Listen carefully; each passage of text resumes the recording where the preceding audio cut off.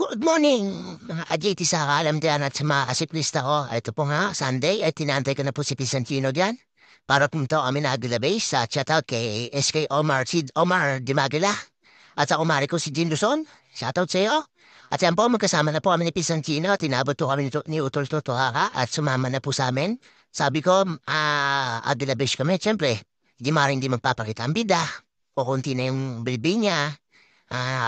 Konting diet pa, JT sa alamat yan, dire-diretso lang po kami dyan. At syempre, kapag ano namin dyan, ang umaga na yan, dire-diretso lang po yan. Hindi po kami pawisan dyan, pero ang dadaanan namin ay papuntang Picard. Yan po, dyan sa lugar na yan. At syempre, makikita niyo po yung munisipyo ng Los Baños dyan na bago. Kakanan na okay dyan pa Picard. Dyan po kami dadaan. At dyan po syempre, papapawis lang po. At syempre po, hindi naman pwedeng hindi kayo mapapagod dyan. Talagang chillax lang ang pagbabike namin yan. At shoutout sa mga asiklista ko na may gustong laging manakit ang katawan. Ito po kasi yung gusto namin. Magpapawis at wala ko kayong injury matatamo dahil bike lang, pedal lang. Masarap, masarap para sa amin. Mga gustong pagpapawis, pagbabike kayo po, papanik na po ako ng Picard. Siyempre, papatayin ko po muna yung cellphone dyan. Nagbabawal na teknik. At yan po, siyempre, napanik na po kami dyan. At yan po yung sa may taas na at thermognetic yun, siyempre, magpapakita ang bida. At yan po, siyempre. At ang JT sa kalam, pawis na kasi ang habaw niyan. At yan po, dire-diretso lang po kami. Nailaw pa po dyan kasi madilim-dilim pa kami pumanik. At siyempre po, ang JT sa kalam, ayun na po sa mayroon kong siko na medyo magaling na pong pumanik yan. At hindi po, nakakaalam ng JT sa kalam. Sana all. Ayan po, nagpakita na po. Hindi po ako gumamit ng pinagbabawal ng teknik dyan at tsambang aho yan. Ng aho na yan sa Mexico. Kaya ko pala ho, kala ko hindi ko kaya. Tsaga-tsaga lang pala ho, kaya lang. Hingal malala po dyan. At salamat po. At paniko ako dyan sa lugar na yan. At kinaga ko lang po, syempre, dire-diretso lang po kami dyan ni Pisantino. Ayan po, malakas. Kaya ako nakapagpidal dyan. Nahiya ako dyan sa kasabay ko. Sobrang lakas na ano. Siyempre, sa kurba na ho. Yan naman kinunan ko. Uy, sana talaga nakachambas, JT, ahon, hindi gumamit ng pinagbabawal na teknik. At siyempre po, una lang po yan, pawisan na ako dyan na talaga naman tsatsagay niyo yung ahon na yan. Sayon po yung siko. Ang siko na yan, ay napakaganit po niyan. Kala nyo, napakaganyang ahon na yan. Pero kinaya ko naman po. At yun, napapasalamat ako. Malakas ang tuhod ko ngayong linggo na to. Ayan, ningal malala. Paita, JT sa alam. Ahon lang. Pilit lang.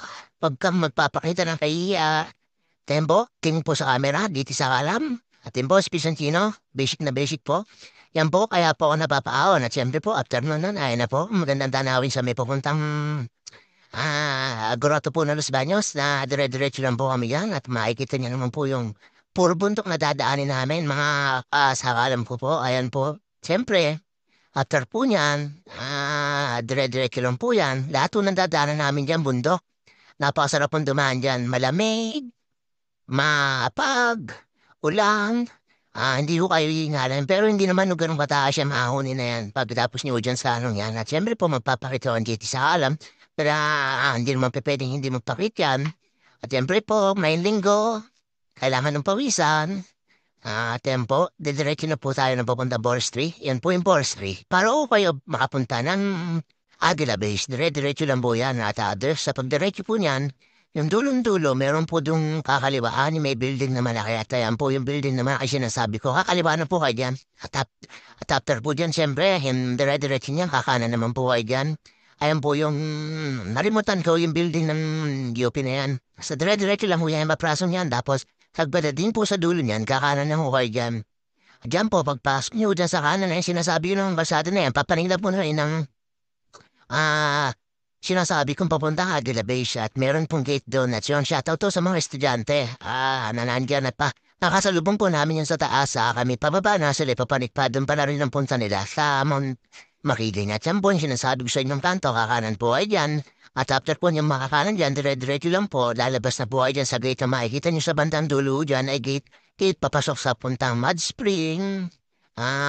Peak 2. Ayan po yung sinasabi kong gate na ayun sa may kotse po na yan. Diretso lang po dyan. Pagdating nyo po dyan sa may gate na yan, sasabihin nyo sa guard, magbabayad po kayo ng 25 pesos po ata. Tapos with ID ang kailangan. Hindi po pwede hindi kayo dyan mamamonitor ng guard kasi para malaman nila kung ilan ang pumanik at ilan yung natitira pa sa bumaba at ang ilang tambay yung matitira na nasa taas. At lahat po dyan ay nagre-register. Hindi po pwede hindi kayo mag-register at hindi kayo papasukan dyan sa loob. Ayan po yung sinasabi kong gate. At syempre po, papatay mo na po ng cellphone. Tayo na po, nagsimula na po kami na pagkatapos namin magbayad. Peace, tsaka yung ano po nun, yung ID po namin iniwan. At ayun po yung nasabi sa inyo, ahon. Dire-diretso lang po yan. Kasama ko si Utol Tot at si Pisancino. Hingal malala po yan. Pero straight lang po yung ahon na yan. Pero kakayanin lang po yan. At ayun po syempre, ang ulan niyo po matadaanan, just ahon na yan, ay ang flat tracks. Yan po ang unang-una niyo mapupunta ang flat tracks. Pero hindi na kami duman yan kasi pababa pa yan. Maputik po diyan. Pero rinig po namin yan yung lagaslas ng tubig. At ayun nyo, after po ng flat rock, syempre, ayun po yung magandang view ng Mount Makiling. Syempre, papakita ang bida at Vicentino. Ayan po, sa kalam, yan po ang ina-idol ko dyan kasi nahihirapan po ako hindi ko pinakikita sa kanya. At ayun po, after po nun, ayan po yung magandang view dyan. Una po makikita nyo po dyan ay yung tindahan sa may Restisasad. Yun po yung may bilihan ng mami at iba pa. At syempre po, inunahan na naman ako ni Pisan Gino kasi sabi ang bagal ko daw. Dire-diretso lang po dyan. Meron na kami katabay dyan, si Utol. Iniwan na mo kami. Ang lakas ni Utol. Totoo ka. At yan po, syempre, ang ganda po dyan. Sobrang lamig at madulas ang kalsada. Ang hirap pong, pumidal. Pero masarap kasi malamig. Ayun po yung sinasabi siya yung first station dyan. At after po niyan, syempre, ang makikita niyo naman po dyan ay Mud Spring. Madadaanan niyo po ang Mud Spring dyan. Dyan po, after niyan ay Mud Spring na. Ano sinasabi sa inyo pa Mud Spring na mahanap agandang mga puno? At alaga po yan ng mga nandyan na tao. May mga nakatira po dyan. Kaya po bawal po ay dyan basta-basta magputol ng puno kasi may mga bantay dyan. At siyempre po, pakita naman po uli ang bida. Dire-diretso lang po tayo dyan. Dito sa alam. Kahit lang po.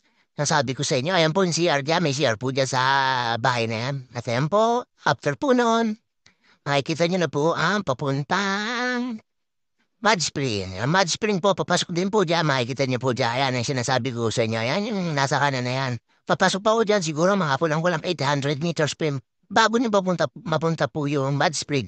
Pero sa Mud Spring po, ay may mga bakod na po yan. Hindi na ho ganun kagaya dati. At siyempre po, after po noon, yung bahayan na yan, dire-diretso lang po kami dyan sa Mud Spring. At ayun po, pagka nakita nyo na po yan, ibig sabihin, no, medyo nalalapit na kayo sa Aguila Base. Siyempre, pag after po dyan sa bahayan na yan, makakaramdam na po kayo ng pag-ahon na uri dyan. Then, sa pag-ahon na yan, hindi na naman ko papakita ng pag si JT sa alam dyan. Siyempre, gagamit naman ng nagbabawal na teknik. Kanina ko kasi nakachamba na ako sa pag-ahon. Kaya yan, dire-diretso lang po kami dyan. At makikita po namin dyan yung pinakamalasang PBG. Si Master Julius. Shoutout sa iyo, Master Julius. At yung batawan niya, shoutout sa inyo. Dyan, may huling ahon po dyan na medyo mahirap. Pero kayang-kaya naman po. Alam po, siyempre, nagtataas-taas na naman po yung ahon yan. Pero mababa lang nag-gradient yan ahon na yan. Kakayanan naman po yan kahit sinong siklista. Basta may pahinga. At after po dyan, siyempre, alam po, yung sinasabi ko sa inyo, done. Natapos na po namin ang Aguila Base. At dyan po, makikita po yung mga malalakas ng PBG, yung tatlo. At ang pinamalakas po si Master Julius. Shoutout sa iyo, Master Julius. Bitin ka raw sa ride, sabi sa akin ni Utol Doto. Pupunta pa raw ay ng nagkarolan. Dahil po, siyempre, dahan-dahan po dyan. At napa-address po dyan. Ingat po mga siklista pag naulan dyan dahil malumos na po. Natin po yung magandang place sa may Aguila Base. At ayun po, siyempre na ba, nakita ko na po si Master Julius dyan. Ayan po, makikita niyo po yung pinamalakas na PBG. Ayan po, yung tatlo. Ayan na po sila. Shoutout po sa inyong tatlo. Ayan po, naka-PBG ko. Pumayag daw po sila alas 6. Nakarating po sila dyan ay 6:15. Sabi sa akin ng guard na monitor daw sila. Yung guardian natin. Siyempre po, kumain po kami dyan. At ako po nagbuko. Bye-bye, mga